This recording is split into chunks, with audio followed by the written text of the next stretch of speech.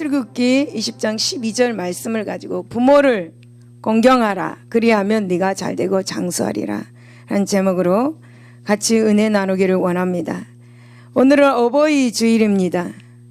예수 이름으로 모든 부모님들을 축복합니다. 축복합니다. 할렐루야. 여러분, 서강대 교수가 서울시에 거주하는 대학생들을 상대로 해서 질문을 했습니다. 아버지에게 원하는 것이 무엇인가? 라고 질문을 했는데 조사 결과는 약 40%가 돈을 원한다 라고 그렇게 대답이 나왔습니다. 그리고 또 서울대학교 학생들을 대상으로 이제 또 설문조사를 했는데 부모가 언제쯤 죽으면 가장 적절할 것인가에 질문을 했습니다. 이건 질문이 아니긴 아닌데 이런 질문을 해서 결과가 뭔지 아십니까? 결과가 63세라고 그렇게 대답을 한 학생이 제일 많이 나왔습니다. 여러분, 그 이유가 뭔지 아십니까? 그 이유는 은퇴한 후에 퇴직금을 남겨놓고 사망하는 것이 가장 이상적이기 때문이라고 서울대학생들이 이렇게 답을 했습니다. 여러분, 터키에서 지진이 일어났을 때의 일입니다. 터키에서 지진이 발생한 직후에 구조팀들은 폐허가 된 집 주변으로 생존자를 찾고 있었습니다. 구조팀은 폐허가 된 흙더미 속에서 웅크리고 있는 한 여성을 발견하였습니다. 흙 속에 묻혀있는 그 여성의 자세가 이상했는데 마치 신께 경배를 드리듯이 무릎을 꿇고 상체는 앞으로 기울어진 모습이었습니다. 집을 붕괴되면서 그 무게로 인해서 그녀의 목과 허리는 골절이 되었고 구조팀이 힘겹게 손을 흙 속에 집어넣어서 그녀의 생존 여부를 확인했습니다. 하지만 안타깝게 숨도 쉬지 않았고 체온도 없었고 이미 몸은 굳어 있는 상태였습니다. 구조팀은 그 여성을 포기하고 급히 다른 생존자 탐색에 나섰는데 그 중에 한 팀장이 어떤 이유인지 이상한 느낌을 들어가지고 다시 그 여성에게로 가서 무릎을 꿇어 움크르채 굳어 있는 그녀의 팔 아래 공간을 확인하기 시작했습니다. 그리고 소리쳤습니다. 아기가 있다 라고 소리쳤습니다. 구조팀들이 몰려와서 그녀 아래 흙덜미를 조심스럽게 걷어내고 꽃무늬 담요로 둘러싸인 아기를 발견하였습니다.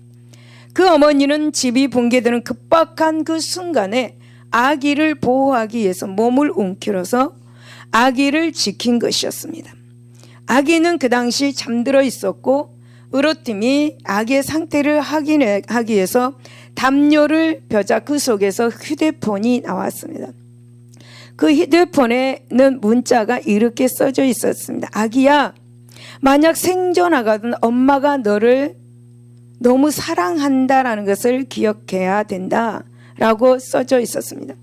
그 아기는 3개월 된 아기였습니다. 이 문자를 본 구조팀들은 그 자리에서 울음을 멈출 수가 없었다고 합니다. 참으로 어머니의 힘은 위대합니다. 할렐루야. 여러분, 새들은 보통 둥지를 틀지만 물고기는 거의 둥지를 틀지 않습니다. 그런데 물고기 중에서도 유일하게 둥지를 만드는 물고기가 있는데 이 물고기는 바로 가시고기입니다.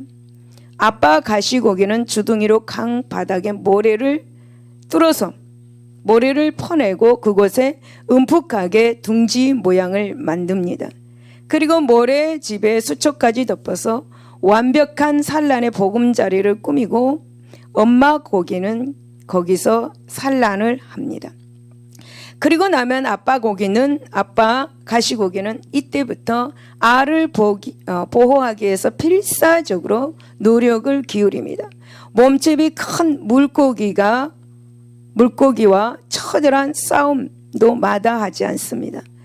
뿐만 아니라 알의 산소를 공급하기 위해서 부지런히 그것을 넣었다가 꺼내는 작업도 잃지 않다고 합니다. 아빠 가시고기는 보통 15일 정도 아무것도 먹지 않고 온전히 알을 보호한다고 합니다. 그리고 알이 부화할 무렵이 되면 아빠 가시고기는 둥지 옆에서 죽음을 맞이하게 됩니다. 그러면 영문도 모르는 가시고기 새끼들은 무심하게 제 아버지의 살을 뜯어 먹으면서 성장해 나갑니다. 이렇게 아빠 가시고기는 자기 새끼를 위해서 생명을 바쳐서 보호하다가 최후에는 자기의 몸까지 내어주는 물고기입니다. 여러분, 아버지가 없는 사회라고 말하는 오늘 이 사회에 부끄럽게 하는 물고기의 부성의 인줄로 믿습니다. 이 시대는 아버지의 권위가 너무 쉽게 무너지고 천방지축으로 날뛰어도 야단칠 아버지도 없고 해초리들 아버지도 없습니다. 질서도 도덕도 없는 난장판과 같은 시대입니다. 존경받지 못하는 아버지도 많고 존경하지 않는 자녀들도 정말 많은 시대입니다. 존경을 스스로 잃어버린 아버지도 문제이지만 그렇다고 아버지를 존경하지 않는다는 자녀들이 더 문제인 것이죠. 우리의 아버지는 여러분 완전할 수가 없습니다. 우리보다 세상을 먼저 사시면서 우여곡절을 겪으면서 우리보다 먼저 실패도 하시고 실수도 많이 하시면서 살아가셨습니다. 아버지는 정말 존경받아야 할 대상입니다. 자녀들의 가슴에는 언제나 존경의 대상으로 남아 있어야 합니다. 여기에는 다른 이유가 없습니다. 다만 우리 아버지이기 때문입니다. 그러므로 우리는 부모를 사랑하고 존경해야 될 줄로 믿습니다. 할렐루야. 이제 본문을 통해서 은혜를 나누기를 원합니다. 첫 번째, 부모를 향한 자녀의 순종에는 조건이 있어서는 안 됩니다. 여러분, 골로새서 3장 20절을 보면 자녀들아 모든 일에 부모에게 순종하라 라고 그렇게 말씀합니다. 여기서 우리가 주목해야 할 말씀은 모든 일이라는 말씀입니다. 즉 사도 바울은 자녀된 성도들에게 순종할 것을 말하면서 내키는 일에만 순종하지 말고 모든 일에 순종함으로써 조건을 붙이지 말라고 말하고 있는 것입니다. 그리고 이처럼 여러분, 우리가 부모에게 순종하되 아무 조건을 달지 않고 모든 일에 순종해야만 한다는 그 이유는 바로 그것이 하나님의 뜻이기 때문이다 라고 이렇게 말씀합니다. 여러분, 우리 함께 다 생각해 봅시다.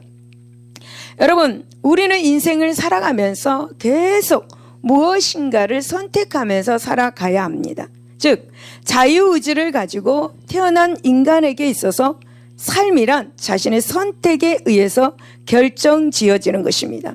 하지만 여기에는 외예가 있습니다. 곧 우리의 삶에 있어서 가장 중요한 조건임에도 불구하고 우리의 선택은 배제된 채 미리 주어진 것도 있다라는 것입니다. 예를 들면은 우리가 과거가 아니라 이 시대에 그리고 이 땅에 각자 남성, 여성으로 이런 예물을 지니고 태어난 것 등이 바로 그것입니다. 부모, 형제도 마찬가지입니다. 그렇기에 미리 주어진 결정된 관계를 가리켜서 천륜이라고 말을 합니다. 그리고 이 천륜은 인간의 힘으로 절대로 끊을 수가 없는 것입니다. 왜냐하면 하늘이 결정해 주었기 때문이죠. 따라서 우리는 이에 대해서 조건을 붙일 수가 없는 것입니다. 특히 여러분, 여기에 대해서 자녀들은 부모를 닮은 모습으로 태어난다는 사실에는 깊은 뜻이 담겨져 있습니다. 즉 여기에는 하나님의 형상을 닮은 인간이 하나님에게 절대 순종해야 하듯이 자녀들은 부모에게 조건 없이 순종해야 한다는 뜻이 담겨져 있는 것이죠. 그렇기에 하나님께서는 신명기 제5계명을 통해서 부모를 공경할 것을 말씀하면서 어떠한 조건도 여러분 붙이지 않으셨습니다. 즉 부모가 어떠한 모습이라 할지라도 자녀들은 부모를 공경해야 한다라는 것이죠. 뿐만 아니라 자녀들이 부모에게 조건 없는 순종을 해야 하는 이유는 바로 자녀를 향한 부모의 사랑이 조건이 없기 때문입니다. 그렇습니다. 여러분, 이 세상에 존재하는 부모님들은 자녀에 대한 사랑에 조건을 붙이는 부모는 한 사람도 없습니다. 그리하여서 부모들은 맛있는 음식을 앞에 놓고 자녀를 생각합니다. 함께 먹었으면 좋았을 걸 하고 목이 메기도 합니다. 당신은 굶어도 자녀의 입에 음식이 들어가면 배불러 하십니다. 자녀가 아프면 당신이 아픔에 보다 더 괴로워합니다. 차라리 내가 아팠으면 좋겠다 라고 말을 하죠. 여러분, 귀한 자녀의 실패는 바로 부모의 실패요, 귀한 자녀들의 성공은 바로 부모의 성공으로 부모님들은 생각을 하고 있습니다. 그러므로 자녀된 성도들이요, 여러분은 하나님께서 정해주신 부모님을 모실 때 최선을 다해서 섬기면서 조건을 달지 말고 순종하시기를 바랍니다. 그리하여서 하나님의 뜻이 어긋난 일이 아니라면, 혹 당장은 여러분 이해가 되지 않더라도 이삭이 아브라함에게 순종한 것처럼 그 뜻을 존중하면서 부모의 뜻을 따르시기를 바랍니다. 그리할 때 여러분이 부모님을 높이고 공경한 것처럼 하나님께서도 동일한 복으로 여러분을 높이고 영화롭게 하여 주실 것입니다. 여러분, 미국에 아브라함 링컨이 대통령이 되어서 취임 연설을 할 때였습니다. 반대당의 나이 많은 당원이 무례하게 그의 연설을 가로막으면서 이렇게 말을 했습니다. 어느 날 당신의 아버지가 구두를 고치기 위해서 우리 집에 왔었다. 지금 이 자리에는 당신 아버지가 만든 구두를 신고 있는 분들이 많다라는 것을 잊지 마라 라고 고함을 쳤습니다. 이 말은 링컨의 아버지가 구두 수송공이었다는 것과 그의 가문이 이렇게 보잘것없는 가문이라는 것을 많은 사람들에게 알림으로 링컨으로서의 권위를, 링컨 대통령으로서의 그 권위를 떨어뜨리기 위한 발언이었습니다. 그러나 그때 링컨은 전혀 당황하지도 않고 개의치 않고 이렇게 대답을 합니다. 내가 대통령이 되어서 상원 앞에서 첫 연설을 시작하기 전에 아버지를 생각하게 해주신 거 감사드립니다.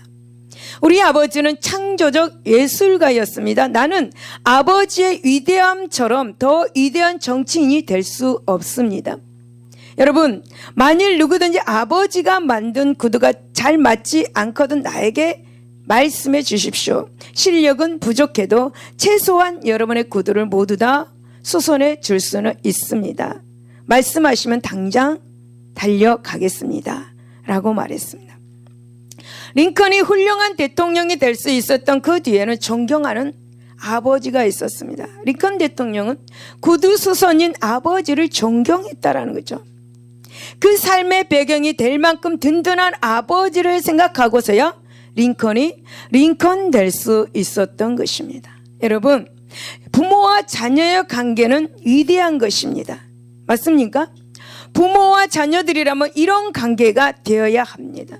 여러분, 부모님을 공경하고 부모님을 자랑스럽게 알고 자기의 자녀됨을 자랑스럽게 여겨야 합니다. 부모됨을 자랑스럽게 아는 것이 바로 최대의 효도가 될 것입니다. 여러분, 다윗은 압살롬이라는 아들이 있었습니다. 그런데 그 압살롬이란 아들이 아버지 다윗을 죽이려고 예를 썼습니다. 그래서 그 아들 때문에 많은 세월을 쫓겨다니고 도망 다녔습니다. 다윗이.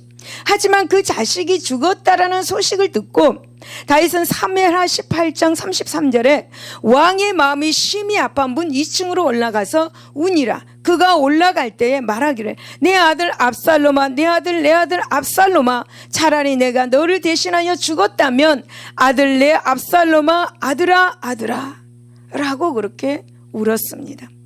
여러분, 다윗이 아들이 다윗 아버지를 죽이려고 했었는데 다윗은 그 아들이 죽었다라는 소식에 차라리 내가 죽었으면 좋았을 거라며 소리 높여서 울었다라는 것입니다. 바로 이 마음이 우리 부모의 마음입니다. 자녀가 병에 걸렸을 때 자녀를 대신하여 죽을 수만 있다면 죽고 싶은 것이 바로 부모의 마음입니다. 여러분 그렇습니까? 부모님들. 그러나 여러분 자녀가 부모의 그 같은 마음을 몰라줄 때는 참으로 죽고 싶도록 외롭고 슬픈 마음이 바로 부모의 마음입니다. 여러분 부모는 귀찮으니까 집에 오지 말라고 말하지만 안 보면 또 보고 싶어하는, 또 전화를 10번 20번 해도 다시 그 전화를 기다리는 것이 바로 부모의 마음이죠. 우리는 부모가 이런 분이라는 사실을 여러분 기억하고 조건 없는 그런 부모의 사랑을 조건을 달지 말고 효를 다할 수 있기를 예수 이름으로 축복을 드립니다. 두 번째, 자녀는 진심으로 부모를 공경해야만 합니다. 여러분 구약시대에 요셉이라는 사람이 있었습니다. 그런데 그 요셉의 아버지가 죽은 것입니다. 창세기 50장 1절에 보면 요셉이 그의 아버지 얼굴에 굽으려 울며 입 맞추고 라고 그렇게 말합니다. 여러분 이 말씀은 요셉은 진심으로 사랑했던 아버지의 죽음에 직면한 그런 자연스러운 애곡의 표현입니다. 실로 요셉은 그 형제들의 미움을 살 만큼 아버지의 각별한 사랑을 받았습니다. 요셉 또한 아버지에게는 아무것도 숨기지 않을 만큼 아버지를 사랑하였습니다. 그러므로 요셉의 슬픔은 그 누구보다도 심히 컸을 것입니다. 이러한 슬픔은 자연스럽게 예곡으로 흘러나왔고 그의 안타까운 마음은 그 싸늘한 시체 앞에서 시신에게 입을 맞추고 했던 것입니다. 그리고 이어지는 엄숙하고도 웅장한 장례식은 아버지와의 마지막 작별 앞에서 최대한의 예를 표하면서 원했던 요셉의 간절한 마음이었습니다. 마음의 표현이었습니다. 그래서 요셉은 자신이 가진 최대한으로 가장 엄숙하고도 성대한 장례를 치루었던 것이죠. 사랑하는 성도 여러분, 우리는 여기서 주목해 보아야 할 만한 것이 있습니다. 그것은 그 장례식에 치러진 기간이나 또 장례식에 들어가는 그 재물이나 장례식에 동원된 인원이 아닙니다. 우리가 주목해야 할 것은 그처럼 웅대한 그 장례식을 치를 수밖에 없었던 요셉의 마음입니다. 그는 결코 이 장례식에 만족하지 않았을 것입니다. 할 수만 있다면 더 크고 웅대하게 치르고 싶었을 것입니다. 아니, 세상에서 가장 화려한 그러한 장례식을 치른다고 해도 가장 사랑했던 부모를 잃어버린 이 요셉의 마음은 채울 수가 없었을 것입니다. 요셉은 아버지를 막벨라굴에 장사하는 것이 못내 아쉬워서 요단을 건너지 않냐고 7일 동안이라 예곡하였습니다. 사랑하는 여러분, 부모를 공경함이 무엇입니까? 여러분 부모에게 좋은 음식을 드리고 좋은 집에서 편히 쉴 수 있도록 해드리는 것입니까? 아니면 많은 재산을 쌓아드리고 높은 지에 앉혀드리는 것입니까? 물론 그것도 부모 공경의 하나라고 말할 수 있을 것입니다. 그러나 성경이 말하는 이 공경이란 그런 것이 아닙니다. 결코 어떤 조건이나 방법이 아니라는 것입니다. 하나님께서 우리에게 요구하시는 이 부모 공경은 마음과 뜻과 정성을 다하여서 하나님을 사랑하듯 부모를 사랑하라는 것입니다. 아멘? 그렇습니다. 부모에 대한 공경은 결코 조건이나 방법의 문제가 아니라 마음의 문제인 것입니다. 우리가 진심으로 부모를 사랑함이 없다면 아무리 좋은 대접을 한다고 해도 그것은 외식이요, 그것은 가증한 행위에 불과할 것입니다. 여러분, 에베소서 6장 1절을 보면 주 안에서 너희 부모에게 순종하라 라고 말합니다. 그렇습니다. 여러분 부모는 자녀의 공경의 대상입니다. 공격이 아니고요, 공경의 대상입니다. 부모 공경은 세상이 변해도 바뀌는 것이 아니죠. 그래서 사도 바울은 부모를 공경하되 주 안에서 라는 말을 덧붙이고 있는 것입니다. 사도 바울이 이 말씀을 하는 이유가 있었습니다. 여러분 그 당시 사람들 중에는 교회를 열심히 섬긴다는 것으로 자신의 신앙생활을 핑계로 부모에 대한 이 공경을 게을리하는 성도들이 많이 있었습니다. 그래서 사도 바울은 주 안에서 부모를 공경하라고 말하고 있는 것입니다. 여러분, 이 말씀은 세상에 있는 사람들에게 말씀하신 것이 아니라 지금 부모 공경은 주 안에, 교회 안에 있는 사람들에게 주시는 말씀인 것입니다. 할렐루야. 여러분, 교회를 열심히 다니면서 부모는 시설에 모셔다 놓는 성도들이 너무나 많이 있습니다. 부모를 시설에 모셔다 놓고 자기는 큰 집에 살고 자녀들과 먹을 거 먹고 입을 거 좋은 거 입고 행복하게 살고 있습니다. 몇천만 원씩 헌금을 하면서 자기의 직분을 받으면서 부모에게 용돈 하나 주지 않고 형제들끼리 부모 누가 모시느냐 때문에 싸움박질하는 성도들도 많이 있습니다. 그래서 여러분, 부모의 이웃에게 본이 되지 않고 있는 모습을 보게 되죠. 제가 알고는 어떤 분은 오빠 때문에 교회 절대 안 나가겠다라고 그렇게 말을 하는 분도 있습니다. 여러분, 예수님은 우리에게 세상의 빛이라고 말씀하셨는데 빛은커녕 어둠 속에서 하나님의 영광을 가리워서 전도하는 데까지 방해하고 있는 모습을 보게 됩니다.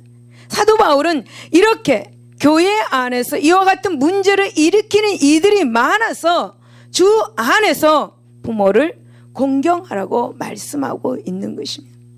여러분, 마가복음 7장 9절에서 13절을 보면 예수님께서는 바리새인들의 이러한 애식적 행위를 크게 책망하셨습니다. 자녀된 여러분, 진심으로 부모를 공경합시다. 자녀된 여러분이요, 가증한 예식으로가 아니라 진실한 마음으로 우리가 부모를 공경합시다. 진실한 마음으로 부모를 공경할 때 우리는 누가 시키지 않아도, 누가 보지 않아도 우리의 부모님께 최선의 것으로 드릴 수밖에 없을 것입니다.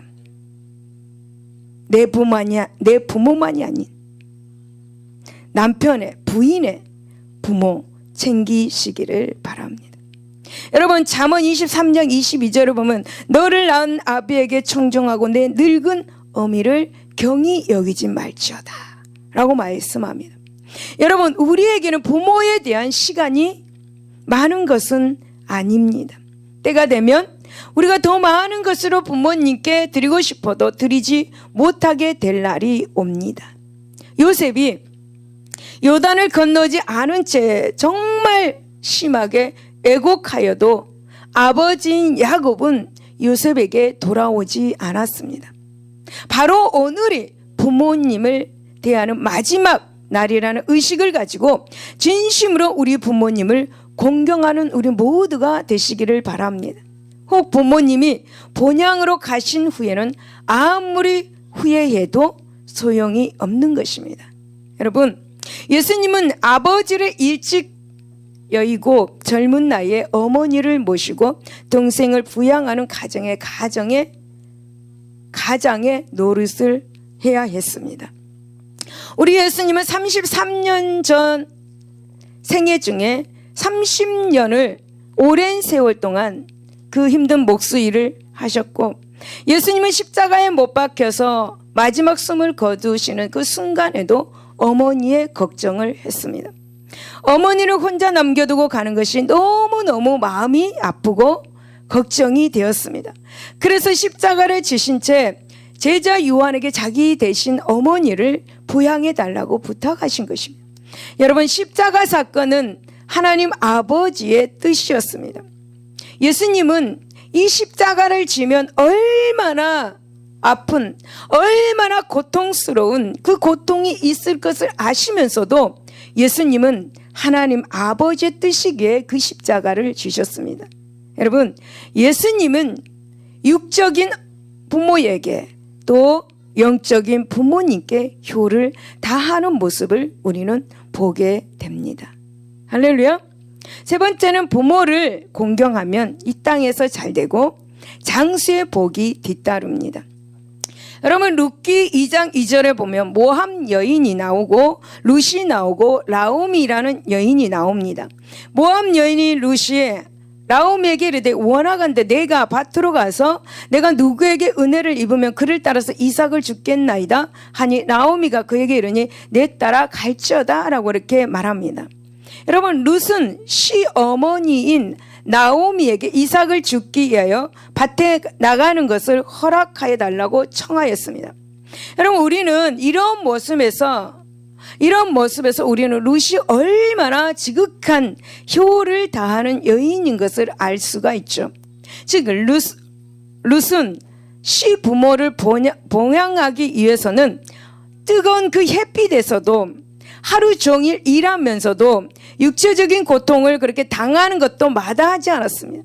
또 시부모를 위해서라면 남의 밭에 가서 이삭을 주우면서 당하게 될 그 멸시와 천대까지도 감수하려고 했습니다. 룻이 이처럼 효가 있는 여인이었기 때문에 하나님께서는 그녀를 여러분 보아스에게로 인도하셔서 인생을 편안하고 그리고 풍족한 생활을 하게 하셨습니다. 그리고 또 어떻습니까? 그 후에는 다윗과 예수 그리스도의 조상이 되는 커다란 영예도 얻게 하셨던 것입니다. 사랑하는 여러분, 이처럼 효를 행하는 사람은 반드시 하나님께 복을 받는 것입니다. 할렐루야. 신명기 5장 16절에 보면은 내 부모를 공경하라 그리하면 내 하나님 여호와가 내게 준 땅에서 내 생명이 길고 복을 누리리라 라고 말씀합니다. 여러분, 이것이 바로 하나님의 법이고 하나님의 축복의 약속의 말씀입니다. 하나님께서 당신의 백성들에게 부모를 공경하라고 명하시면서 그러한 자들은 반드시 내가 너에게 복을 주고 장수하게 하겠다라고 그렇게 분명하게 약속의 말씀을 우리에게 주셨습니다. 그래서 사도 바울은 에베소서 6장 2절에서 부모를 공경하는 것이야말로 약속 있는 첫 계명이라고 그렇게 말하였던 것이죠. 그렇습니다. 여러분, 효는 약속 있는 계명입니다. 즉 분명히 축복이 약속된 하나님의 명령입니다. 효를 다하여서 복 받으시기를 바랍니다.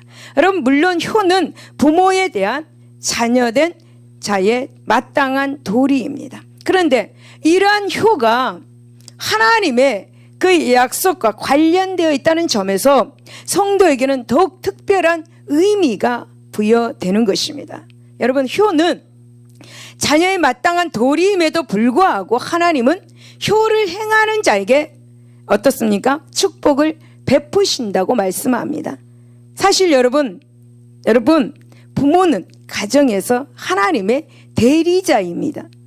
여러분, 따라서 우리는 가정에서 부모를 공경함으로 하나님을 공경하는 법을 배우게 되는 것이죠.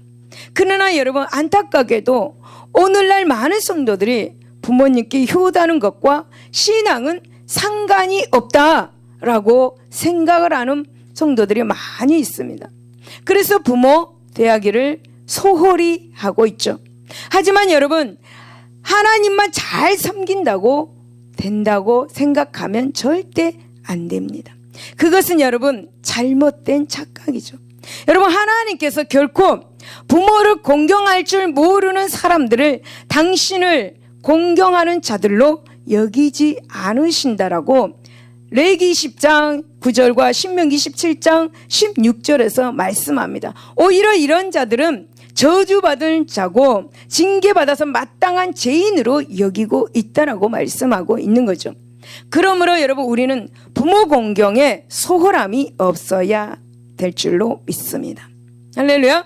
부모님을 정신적으로나 육체적으로나 괴롭히지 말고 항상 편안하고 즐겁게 해드리도록 최선을 다하시기를 바랍니다. 부모에 대한 효는 하나님의 백성으로서의 마땅한 의무이며 또한 하나님 경외의 시작인 것을 기억하시기 바랍니다. 할렐루야. 여러분, 연세가 많은 교수님의 이야기입니다.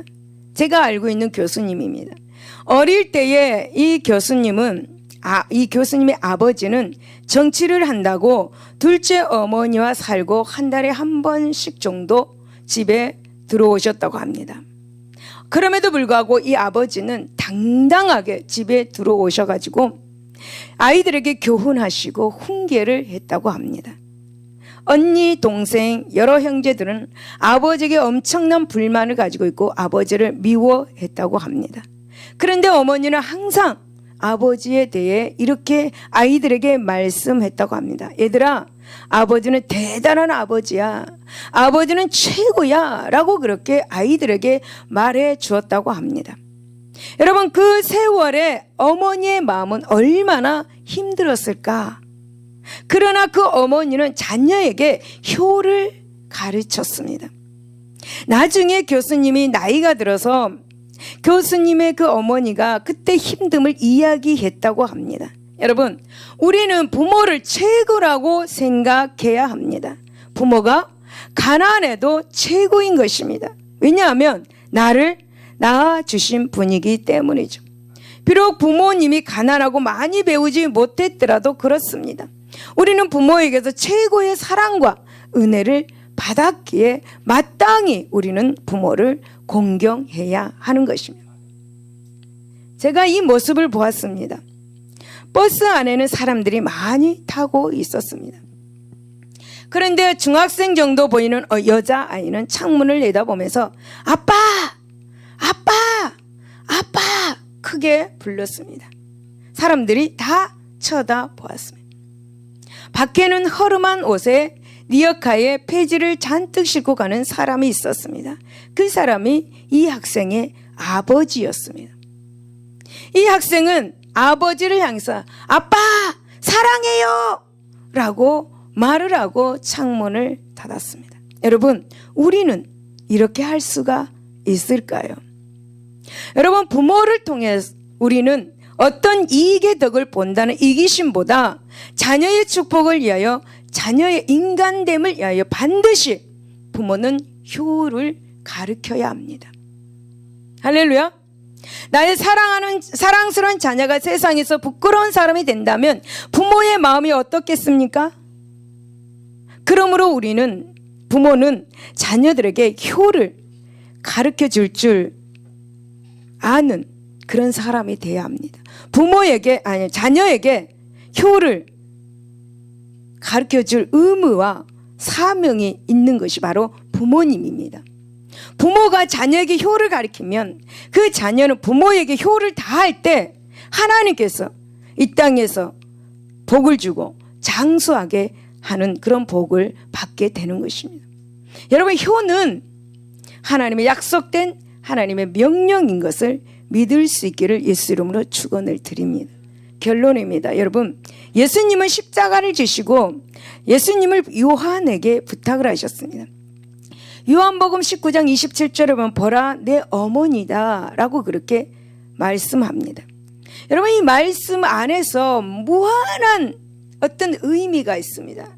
어떤 의미가 있냐면, 요한아, 비록 내가 성령으로 잉태되어 이 땅에 온 하나님의 아들이지만 내 곁에 서 있는 육신의 어머니 마리아가 아니었다면 어떻게 오늘 여기 이 자리에 있을 수가 있었겠느냐. 지금 내 곁에 계신 어머니 마리아는 율법에 의해서 돌에 맞아 죽을 위협을 무릅쓰고 동정녀 처녀의 몸으로 성령으로 나를 잉태하셨고 그 해산의 수고를 통해서 나를 낳아 주신 분이시다. 그리고 나를 키워 주신 분이시다. 만일 육신의 어머니 마리아의 희생과 수고가 없었다면 어찌 내가 그리스도로서의 구원의 사역을 감당할 수 있었겠느냐. 사랑하는 제자 요한아, 나로 인하여 많은 고초를 겪었던 분이시고 나를 위하여 많은 눈물을 흘리신 나의 어머니시다. 그러므로 나의 육신의 어머니를 잘 모셔다오. 이 땅에서의 어머니의 여정을 네가 좀 책임져 다오 라고 그렇게 부탁하신 말씀입니다. 그렇습니다. 오늘 우리의 부모가 배우지 못했다 할지라도 훌륭한 가문을 남겨주지 못했다 할지라도 가나안에서 유산을 남겨주지 못한다 할지라도 아니 인생의 오점이 많이 있다 할지라도 나를 낳아주신 것만으로도 나의 어버이라 부르기에 합당한 분이심을 기억하시기 바랍니다. 여러분, 비천한 달동네 나사렛 출신의 마리아가 단지 주님의 어머니가 되었다는 이유만으로 예수님의 긍지가 되듯이 나의 부모님이 아무리 늙고 병들고 볼품없다 할지라도 하나님의 친밀하신 섭리에 의해서 나의 부모님이 되셨다라는 그 사실 하나만으로 나의 긍지가 될 충분한 자격을 이미 갖추고 계신다라는 사실을 믿으시기를 바랍니다. 기억하시기를 바랍니다. 그러므로 우리는 어떤 자리에 서든지 보십시오, 저의 아버지입니다, 저의 어머니입니다 라고 자신 있게 말할 수 있어야 할 것입니다. 그리고 부모님 앞에서 자랑스럽게 저는 부모님의 자식입니다 라고 고백할 수 있는 모두가 되시기를 예수 이름으로 축원을 드립니다. 기도하겠습니다.